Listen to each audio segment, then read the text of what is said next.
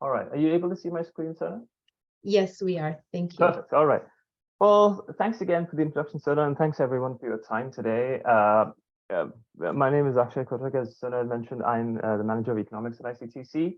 I'll run through a quick deck that we've put together, focusing on sort of what we do at ICTC, part of which involves labor market information in particular. And I'll then hand over to Marc, who should hopefully be able to join us by then, to focus on some of the programs and resources that we have. In particular, I think we'll focus today on the ones that are of particular interest to sort of your target, your audience here today, which is to help sort of newcomers and K-12 and post-secondary students find pathways into Canada's tech sector, Canada's digital economy in particular.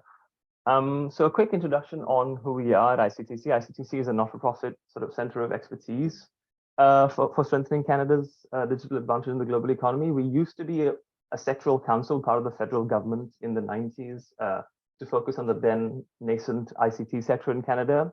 For the last 10 years, we've become an independent sort of research and capacity building organization working on sort of research and program development with funding from the federal government, provincial governments, and sometimes even municipal governments and industry associations. We work on sort of providing research and policy advice, and then our capacity building programs side of the organization uses that research to develop programs that help bridge that supply gap for Canadian talent to foster sort of competitive Canadian industries enabled by tech talent. And we also help, facilitate interactions with industry leaders, sort of academia and policymakers across Canada. And as I said, we've been doing so for about 30 years, the first 20 being part of the federal government. And for the last 10 years, we're an independent research and capacity organization. I'll start initially with just taking a few minutes to give you a sense of some of the labor market analysis that we do here at ICTC's research team. Sort of labor market and general macro analysis of Canada's digital economy has been our core competency for the last 3 decades. The QR code at the bottom over here just links to our latest economic bulletin. We've started to put one out every quarter. I'll have a couple of QR codes further down the line as well for linking to relevant articles, and there's also embedded links. So when you share the deck, people, your users can also just click on the link there to get taken to the respective references. So as we see, I think in terms of just looking at the economic outlook, as we've seen from last week's interest rate announcement, inflation continues to be the primary sort of macroeconomic concern in the short term. And while we're seeing signs that inflation might have peaked in the summer of 2022, it still remains, well above Canada's target range, the Bank of Canada's target range, and it's still pretty broad-based. So we do anticipate sort of monetary tightening being the order of the day for the coming months. So basically, high interest rates, till inflation comes down to a more reasonable range, and that's sort of this environment bound to sort of dampen growth in the short run. There's some other risks that we also see, including the continued impact of the war in Ukraine, in particular with relation to commodity prices, energy, and also agriculture. And this is quite salient, just given the outsized importance of commodity prices on the inflation basket. If you look at GDP numbers across industries, we see that across Canada, most sectors have recovered since the COVID shock of 2020. But in recent months, barring just a couple of service sectors, they've also seen growth trickle, down to a halt, as the interest rate increases have sort of and inflation pressures have dampened demand. Notably, the ICT sector in Canada has grown by over 15% since the pre-pandemic peak of January 2020, and it still showed positive growth in end 2022, but it's also definitely feeling the effects of that global slowdown. When focusing on the labor market, we see that the labor market still remains pretty tight in Canada. So, while unemployment is starting to inch up in several sectors, there's plenty of job vacancies even now. So, and this tightness is part of the reason that the latest interest rate increase went through, and we'll likely start to see this tightness abate a bit in the short term as monetary tightening continues to weaken demand, and especially in the first half of this year. Shifting focus to the digital economy in particular, we've all been hearing news of these major layoffs at global tech giants, and some of this has definitely impacted the Canadian labor market. and sort of this clawback in employment levels across these tech companies is due to a combination of factors. It's not just sort of macroeconomic slowdown and financing crunch, but it's also things like firm level structural changes in big players like Meta and Twitter, or adjustments to pandemic hiring, as was the case with Shopify and Amazon. So it's a bunch of factors that have led to a bit of to clawback in the tech sector. But that said, we still see that the labor market for the digital economy in Canada paints a fairly resilient picture. The employment for the digital economy in Canada, which we define as a combination of digital occupations and digital industries within Canada, it stood at about 2.2 million in December 2022. And while there's been a bit of a small drop since the peak of the summer of 2022, it still represents a 19% growth from pre-pandemic levels. And part of this resilience that I'm talking about comes from the fact that, tech jobs are increasingly found in sectors outside the traditional tech sector. Over the last few decades, we're seeing an increase in the share of sort of digital economy employment in Canada, comprising of tech workers in non-tech sectors. So, like data scientists in retail, AI experts in healthcare, cybersecurity analysts in finance, software developers in oil and gas. So you're seeing a lot more and more of these, traditionally tech jobs outside the traditional tech sector. And that's kind of why, even though you hear this outside, these layoffs in the tech sector, like the impact, there's a bit of diversification baked into the tech workforce and the tech workforce. Now, looking at certain key occupations, the story of this idea of a market correction in the tech sector, it's borne out to some degree because you are seeing a bit of a drop from the peaks, but you see there's still plenty of job vacancies for a lot of tech roles at the moment. So several key digital occupations remain in excess demand in Canada. I sort of plotted, the number of unemployed workers against the number of open vacant jobs in Canada for key occupations, and you see that whatever's in that gray area, this is the industries that have more vacancies than unemployed workers. So these are all in excess demand. So you see that key occupations like what are classified as information systems analysts and consultants, so like data scientists, cybersecurity professionals, and so on, computer programmers, software developers, game developers, and information system managers, so product managers, technical managers, and so on. All these kinds of jobs are currently still in short supply. There's more vacant jobs than there are unemployed workers at the moment.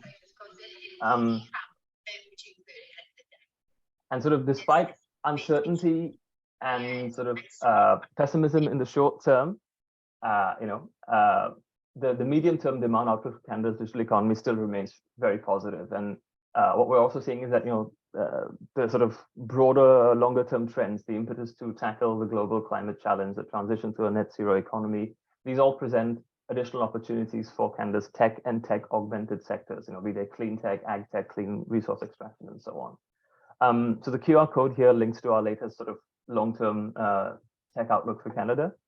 Now, if we shift focus to to Ontario and the GTA in particular, which is the single biggest port of call for newcomers to Canada, and the nation's single largest sort of hub for digital employment in Canada, we'll quickly just go over some labor market trends here as well, sort of key trends from the labor market data, focus on key tech occupations. We'll also look at what the data tells us about sort of the broader demographic makeup of Ontario's digital workforce and some other key characteristics of sort of the nature of digital jobs in Canada. So for starters, if we just have a quick look at the labor market data for Canada, what we're seeing is that for most key digital occupations, there's been a bit of a slowdown since the peak of the summer, but there's, again, plenty of jobs remaining. The trend for vacancies hasn't dropped off as sharply, as the news would have you believe just yet. And part of, as I was saying, part of this is likely because a good chunk of a lot of these digital jobs, you'll see here that a good chunk of them lie outside the traditional tech sector. So,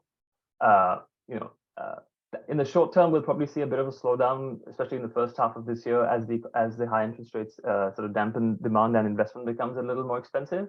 But in the long term, in the medium to long term, the outlook is still quite positive. A quick side note here that I think, especially for your sort of audience here who've been dealing with IRCC and their new classification of employment, the new taxonomy of employment classification.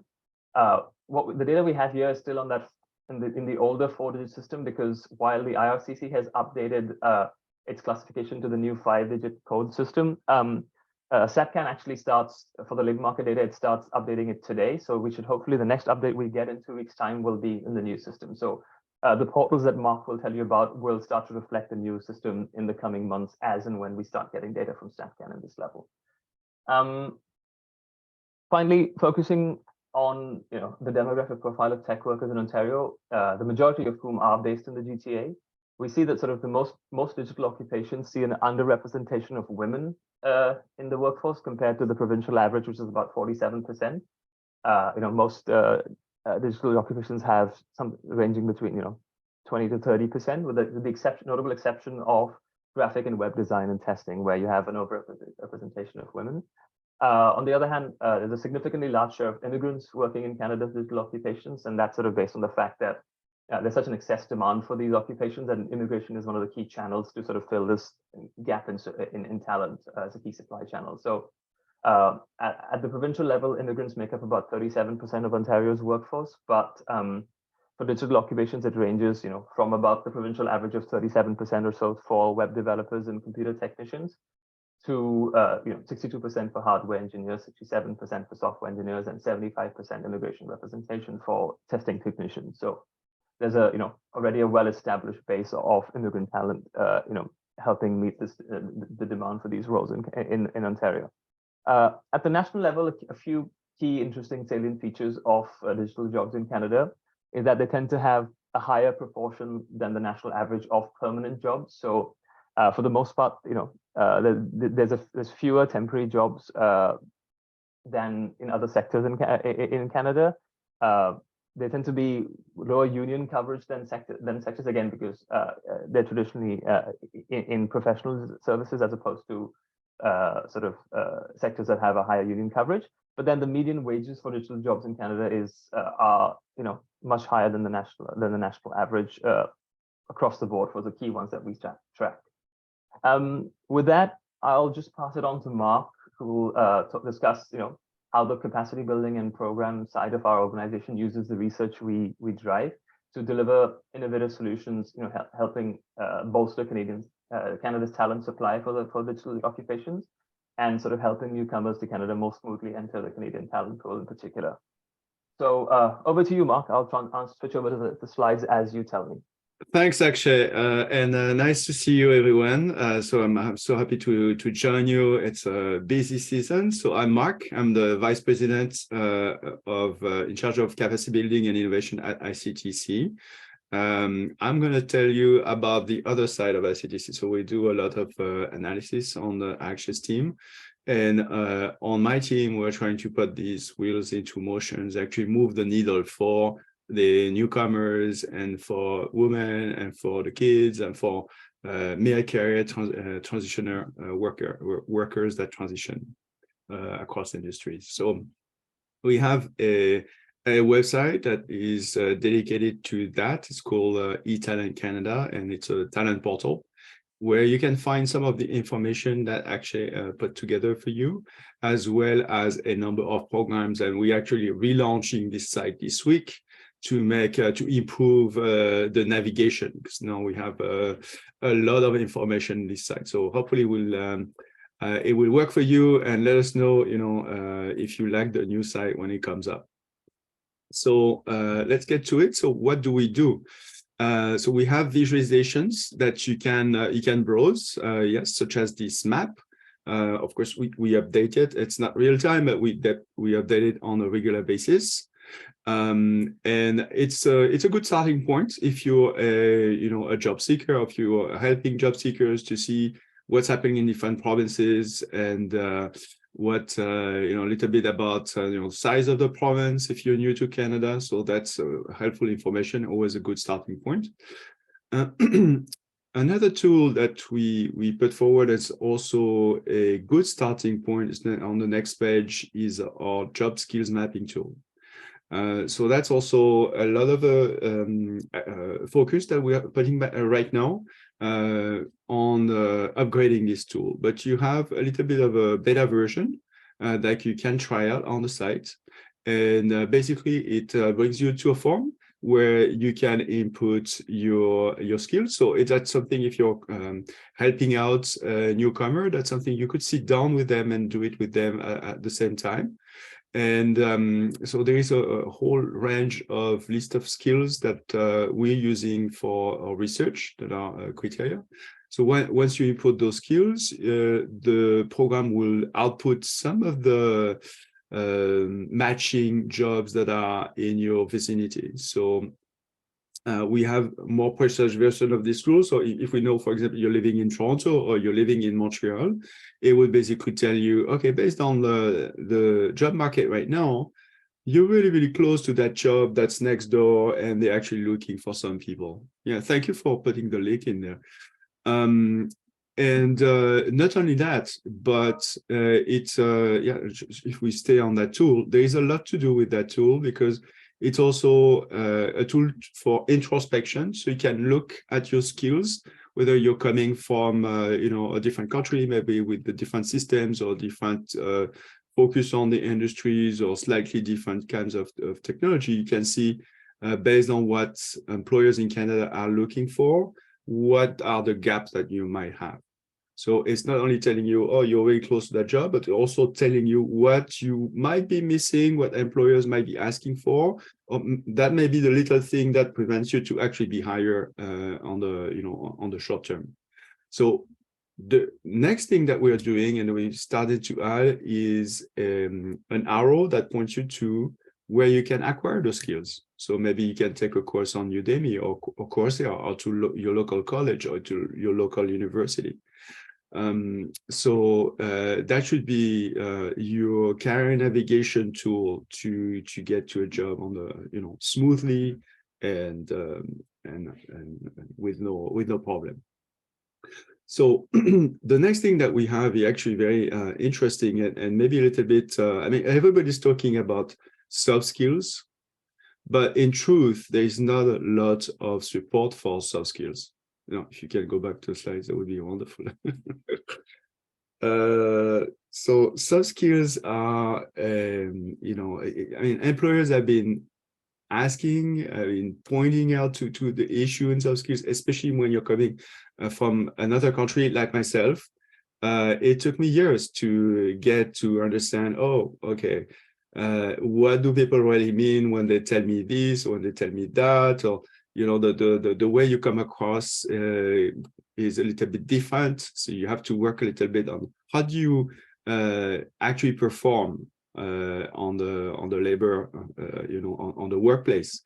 And that's something I tended to discard myself, thinking, well, I'm going to do the job and that's it. And then I figure out I'm a friendly person, will figure it out. But, you know, as you get older and you get more experience, you already see that these are the skills that make the big difference if you want to get into a management position, into a leadership position. And of course, you know, most newcomers, they come to Canada, not just to, you know, pick up, the flip burgers, but they have aspirations for their career, for their family. They want to go, they want to show also they are a good example for their family, and they can actually get to those leadership positions. So this soft skills training is particularly relevant for newcomers.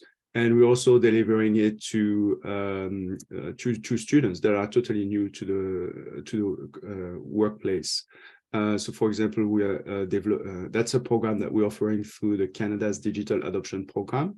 That's mostly geared for students. But for newcomers, it's particularly useful because not only it helps you figure out, okay, the workplace and the sometimes encoded message you get from the managers or your peers, but they're really trying to help you, be more effective, or at least in your communications. But on top of that, we're also giving tips to manage, the stress in your life, and also manage all the, the different challenges, and help you, give you the tools to make that easier. Well, so we're not solving the problems, unfortunately, but we give you the tools to make the problems more manageable. And, newcomers, they're facing so many problems, sometimes new language, place to find, you have to navigate the job market, that's a little bit different. So you have a lot of headwinds, and these tools are absolutely remarkable to help newcomers there. So moving on to the next one, we have also a couple programs that are absolutely directed to newcomers and ready to go right now. And I put this one right on top, the pathways to employment for newcomers, because this will give, actually we are recruiting right now. We still have some spots, and that's definitely the product of appeal that would put, in front that you should probably look at first if you want a quick solution, something to offer. This would be the one. So, and it's absolutely fantastic because it is a program that comes with a long-term placement, and there are significant wage subsidies associated with this program. It is offered to newcomers that are already in Canada or that are in Canada for less than 5 years. So it's kind of broad ranging. 5 years for newcomers is a long time. You need to have a permanent residence or be a citizen. And it's really focused on catching those that didn't have find their place yet. A long-term placement makes an absolute best difference with the employer, because it gives the employee the time to figure things out if it's a new industry, to get into really the shoes, and also demonstrate impact and a real contribution to the company. In some of those programs designed through that model, we got up to 95% of success in terms of satisfaction from the employer, but also in terms of actual employment of that person. So the employer is happy and saying, well, you're doing the job, you're here with us, you're fantastic. Please come in and stay with us a long time. This program is actually based in an approach that we developed and fine-tuned over the years, that we call internally iAdvance. You might have read a few articles about iAdvance online. It's basically a comprehensive approach leveraging research and what we know about the labor market and our program. So we get a cohort that's limited to a few hundred of people. We get a cohort and we run with them the full tools that I mentioned earlier. So we help them through the job skills matching tool, help them understand where they fit in the job market, what might be the gaps for them. And then we work with them to send them to a short duration training, whether it's a college training, maybe it's a certification, industry certification, a macro credential, one course at university. Regarding their situation, we send them to the training they need, just to fill in the gaps. So of course, we're not sending people backwards, we're sending them forwards just to fill that little thing they need. And then we send them to a work placement that's totally combine it with applying and also helping them getting that experience that they need in Canada, but also putting in prices their soft skills training to actually hone their skills, get noticed. And if they don't stick around, then they will have a nice letter of recommendation from their employers to see how this person actually made a difference. So I would really direct you for that one first. And then we have another program called Go Talent that we've been running for years. You're probably aware of that program. Through that program, we're working with Immigration Canada, so IRCC, with newcomers that are just starting their process or through the process of immigrating to Canada. We can work with them in their home country. So, Hi. And so Awesome. sorry, there's some. Okay. So we can work for them from their home country. We actually have a couple people that work with us in the countries where we have a lot of IT workers coming in from. Like, for example, we have staff in the Philippines, we have staff in India, and helping out people locally. So we help them with understanding the job market, their resume. Don't put your photo on the resume, that kind of things. And getting ready as they come in. So the idea is when they set foot in Canada, they are already in a better position because they work ahead upstream. It's actually one of my former students from Africa is actually contacting me, say, "Hey, Marc, I'm using your program. I'm so happy now. He's in Montreal. Just landed last year, and everything is going fine for him." So I can recommend double reasons this program. If you have kids, you have other programs that you might look into, or if you actually go back to university or college, if you're going to a publicly funded university or college, then you might be eligible for that program. It's a very flexible program, work integrated learning. Which we actually worked with government back in the days, but 7 years ago to help the government figure out, okay, what are the best practice in other countries? Germany, Switzerland, they have a well-known approach to helping people get into the market or prepare to the job market. So we got some of the inspiration for what the best practice for what's working out there. And we put together this program, very flexible, with funding from the ESDC, the Employment Ministry at the Feds. So a student can take any work experience, could be a day, could be a month, could be a day a week, could be full-time, could be part-time.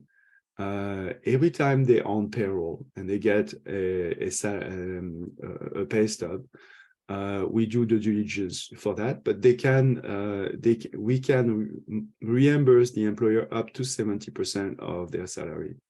And for the employer, it's very convenient because we can do that within about approximately a month. And our customer service is very good. So we're doing some hand holding. It's not a lot of the paperwork, honestly. I actually, before joining ICTC, I used the program with ICTC, and I was amazed that it's of course you have a few forms. You have to tell, okay, what this business is about. You have to prove that you're hiring the students. You have to prove that you're in agreement about the pay and so forth. And then you just have to submit the pay stubs, and you get the cash back in your bank account. So if you are an employer, it makes a huge difference to have cash, because then you can use that cash to hire somebody else, or you can have the cash to invest in your business. So it's a really a game changer, especially for small businesses. And of course, if you have kids, that go to university at that age, I mean, the best recommendation is, to have some kind of work experience. It makes such a difference in your resume, your curriculum, and it helps you to distinguish yourself from others. So moving on, we have, I want to very quickly, we offer a few courses as well along with this WHEEL program. And the idea is, especially when you have students that are young age and never worked, or somebody changing industry. So if you never work in retail, for example, well, you need to know about the jargon. Retail, it's a beacon, data analysis, Internet of Things, marketing, SEO, website, omnichannel, all these words. You need to learn them. It's better to learn them very quick, so you can just have the water cooler conversations with senior employees. You can show that you're interested. You can show that you understand what's at stake. Have conversation about what's coming up. It makes a really big difference, and it's only a 20-hour course. And if you have younger, kids, then we have things for high school. And some of the, our Cyber Titan competition is is very famous in Canada. We're doing it in partnership with Cyber Patriot in the US. So the students here for Canada go and compete with the US, and we run the competition in Canada. We pick the best team. We help about 5,000 students to go through this experience in the last 5-6 years. So it's national, and this year we actually run it in French for the first time in Ontario. So it's exciting. But it keeps expanding and keeps being more inclusive. I should notice also that ICTC, we are really working hard for an inclusive economy. And this program, it turns out that we're really focusing on girls. So we have a lot of girls team that are doing fantastic. So you can check it out. And on May the 8th, I think, or around mid-May this year, we're going to have an award ceremony with some speeches. So we had the Minister of National Defense speaking. We had people from KPMG, the Canadian Securities Establishment, RCMP, and some of the really heavy hitters in cybersecurity. So these are only a few of our programs, honestly, check out eTalent Portal. The pathways that I mentioned is probably, maybe the first tool you might want to propose to a newcomer if they're eligible. And this approach is honestly bulletproof, like we've been featured in a study by the OECD last year as one of the best practices in the world for this integration of workers in new industries. So I want to leave some more time for discussion and also questions if you have any for myself or Akshay. Now is the time. Thank you so much, Marc and Akshay.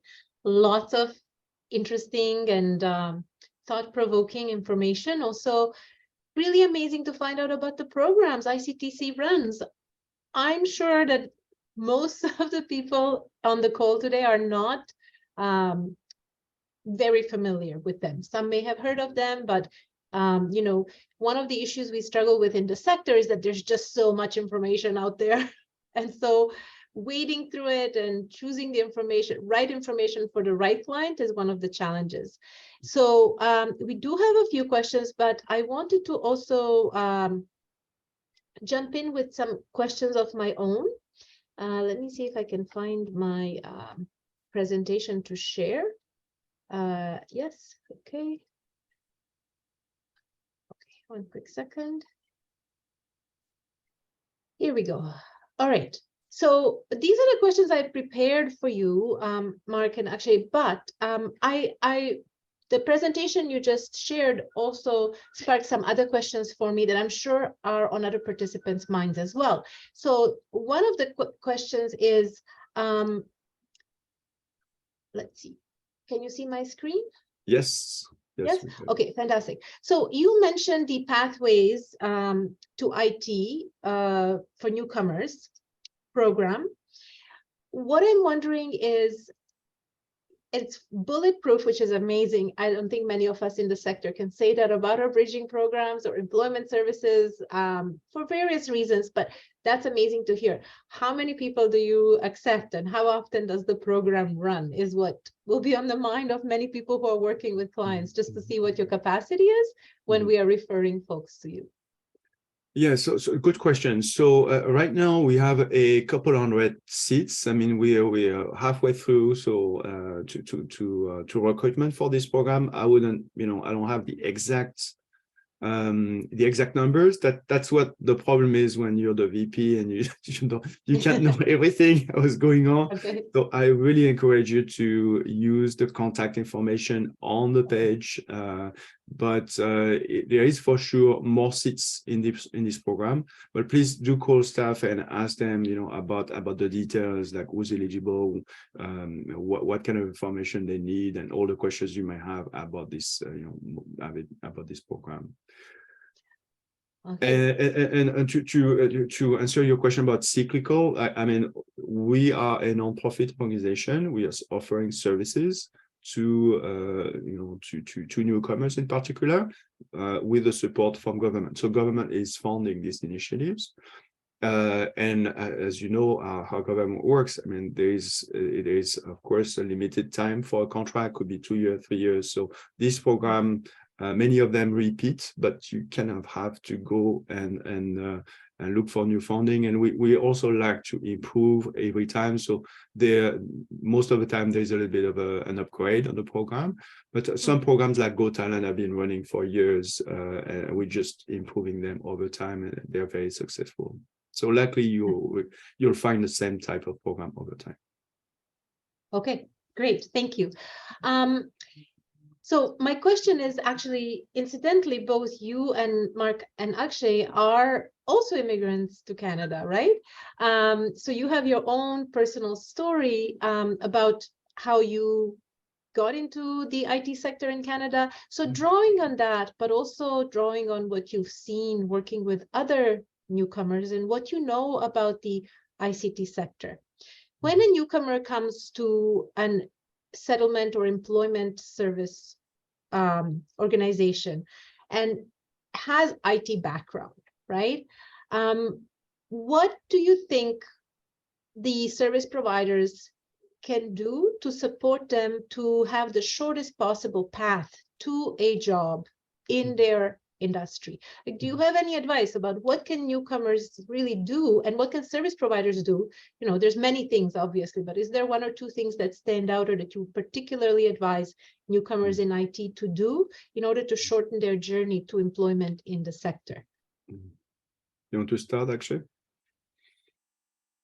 Sure. Yeah, I think part of what what we've my sort of association with as an economist, my association with tech is a bit more oblique. But I mean, having previously worked in tech in India, I think part of just the general employment journey that that comes in that sort of take the barriers that any newcomer faces, regardless of what sector you're looking to get employed into, is the much heard of lack of Canadian experience, for instance. That's something that all the people here must have heard of previously, and the other barrier sometimes that people face is with sort of comfort in language, soft skills, the idea. And so part of the program offerings that ICTC has is sort of based on these typical user frictions, in a sense. By user, I mean sort of a newcomer in this instance. And so I think Marc will have a much better come at this from a much better vantage point. But I think a lot of the programs that we've developed have been keeping these sort of typical use cases in mind. So the idea of a wage subsidy to fast track that accumulation of Canadian experience, for instance, in one of our programs, is designed with that frequently occurring problem in mind. The incorporation of the agile industry mindset, the soft skill development set, again, is to help facilitate some of these frictions that it's not the technical repertoire skills that a newcomer brings that tends to be the issue. The friction tends to be in being able to communicate these in a more sort of in a more convincing manner, or in a manner that's more acceptable to employers here. So I think part of the programs are meant to bridge that sort of gap. It's because clearly the technical gap is not the issue. Yeah, I can speak about my own experience. I mean, and you have to recognize that most IT people, I don't want to generalize, of course, people are different, but most IT people would be, more, a little less good with their communication skills, a little more, inward looking. Some of my former boss used to say like some people were psycho-rigid. Well, he was telling that about his own kid. So a little bit as a nerd. I mean, there's a little bit of that. So I can definitely see that in myself. It really helped me when I came in Canada to talk to a professional that could help me get some introspection. Because I was not coming thinking, well, I'm gonna really look about myself or do thorough career exploration. I was thinking I'm going to take a job and that's it. But it really helped myself to have someone that I could actually, a professional, to help me ask the right questions and help me learn more about myself. So that was good. Also, another thing that really helped me is to get a job. Like a Canadian experience is a monster, that's kind of blocking the path for a newcomer, and it's intimidating. Because you're being told that so many times, you really start to wonder, like, is that really that hard? And the way to tackle it is to actually get a job and figure it out yourself, and then get that famous experience. I did some part-time work for one of these agencies that would send me. So I did a few days at the bank or something, and actually helped me feel way better that there is nothing like experience and figuring things out and seeing it's not the end of the world. And I remember at the time, that particular person that placed me actually fought for me for raising my salary by a couple dollars per hour. And I thought that was really nice. So meeting nice people along the way that support you through your experience, it makes a big difference. In education is the same. Like I worked in education for a long time, and research shows that a benevolent adult is actually making a significant difference in the evolution of kids. I mean, but it's the same for us as adults. We rely so much on finding that one person is going to help us along the way, and of course, you're not solving people's life, but a little bit showing up and helping people makes a big difference. Thank you. I absolutely agree from personal experience, but also seeing my clients who are where it does make a difference when somebody engages with them with attention and expertise to help, right? Even as adults. So absolutely, I agree with you. It makes a difference. We are getting a few questions in the chat. Okay.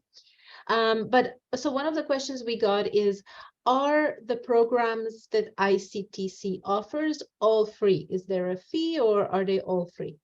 I mean, they're free for the participants. I mean, of course, somebody's paying for it, but it's all paid for by the government of Canada in most cases, right? So we, I mean, for example, for Pathways, well, we negotiated with the government of Canada. We can take care of, X number of people. And then, as long as, we didn't finish, we can accept more people until we don't have it and until money runs out. But yeah, there's no cost for the participant. Great. And with the projections that Akshay shared with us earlier about, the number of people in IT that Canada will still need to fill the demand, right? Do you think there's enough programs to support that?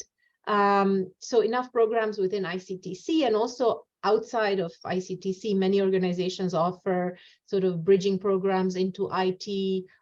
There is micro-credentials at universities and colleges.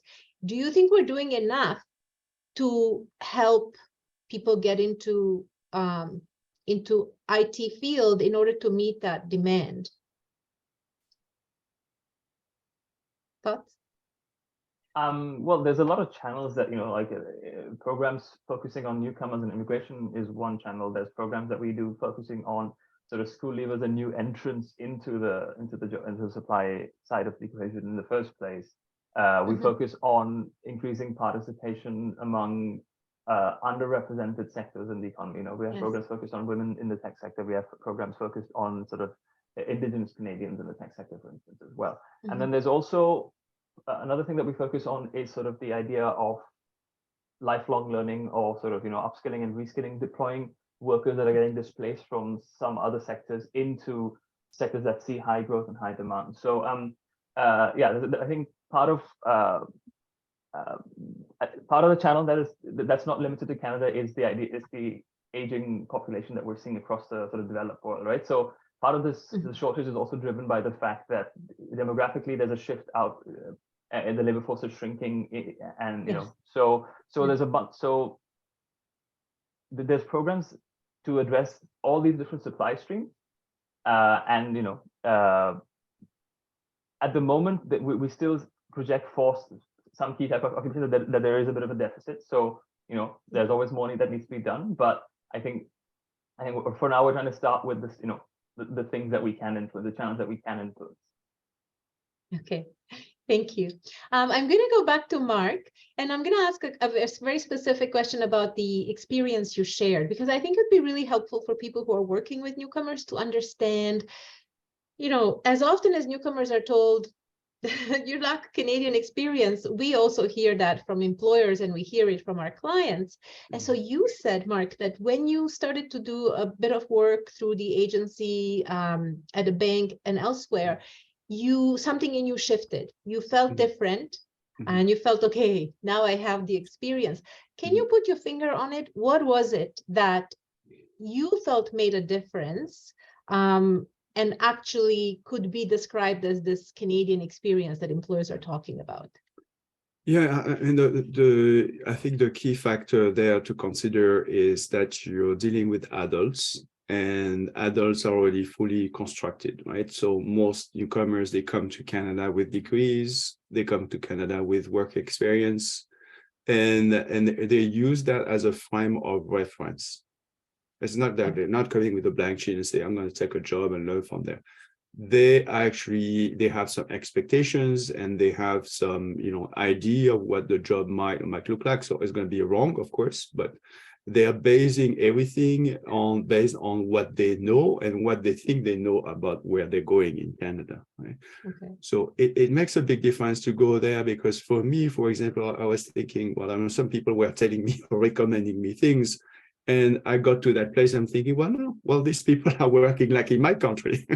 There's a lot of things that are very similar. I mean, people do take break, people work, and we do have meetings. I mean, there is a lot, it's not that different, and then you start also making friends and socializing with coworkers, and you start seeing yourself as a working Kenny and make. So it's really about jumping the barrier. I mean, crossing the mirror and being there, because until you get your first job, you're being talked about it, right? So, but it's like learning karate from a book or watching Bruce Lee movies.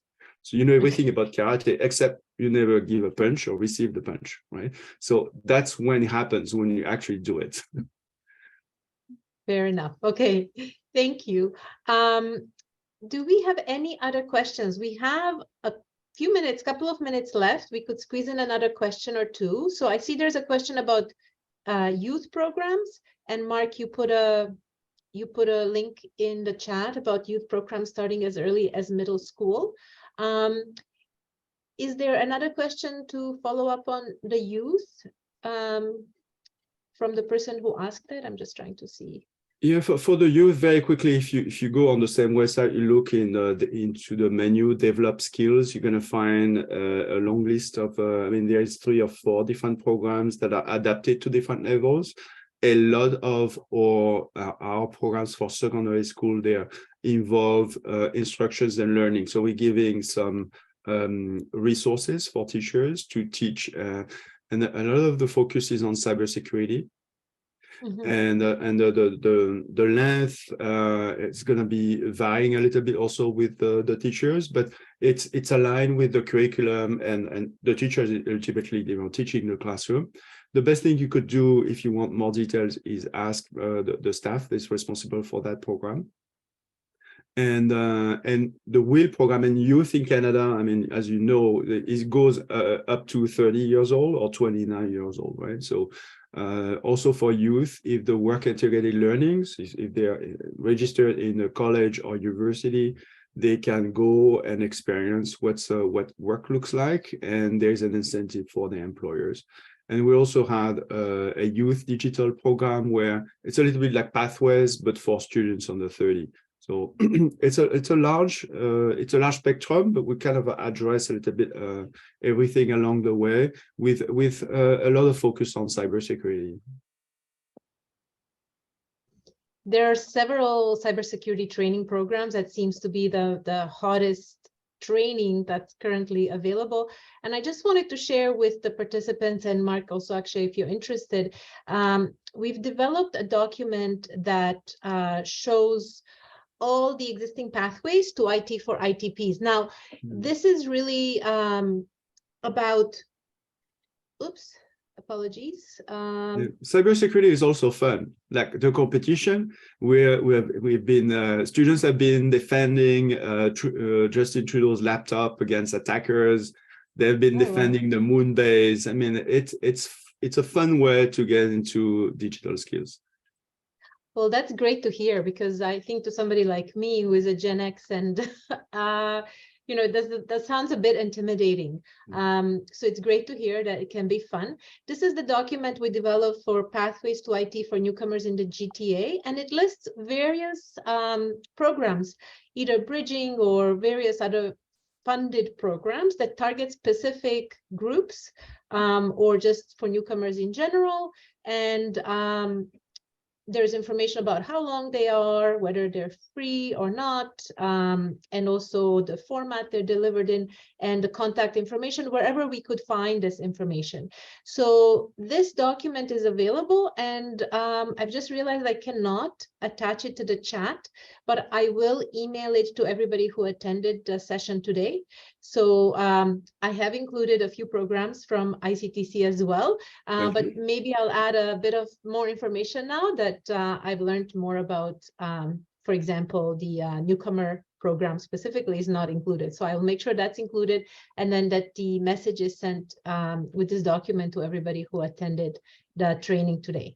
Yeah, the women program is not up to date. We have new program called the Ambassador that's running at the moment. We can help you update it. No Perfect. problem. That would be wonderful. I'll send you the document, and then we can update it and send it to everybody. But we are at 1 o'clock, and we still have a full house. Almost everybody who joined us at the beginning is still here. So thank you all so much for being here. I also wanted to acknowledge the wonderful effort and presentations by our two guest speakers today, as well as the members of the Labor Market and Information Task Group that we have at Toronto North LIP. Specifically, I'm just going to read you out their names. We have Claudia, Corinne, Olivia, Abhishek, Radhika, Gaynor, Monica, Migdalia, Diana, are some of the members, and Anita, of our Labor Market Information Task Group that work together to deliver this, or to bring our speakers to us and make this event happen. So thank you all so much for being here, and thank you, Marc and Akshay, and we will be in touch to update that directory and then share it with everybody. Thanks for having us. Have a great day, everyone. Thanks, everyone. Thank you. Thank you. Bye for now. Have a lovely week. Thank you. Thank you. Thank you.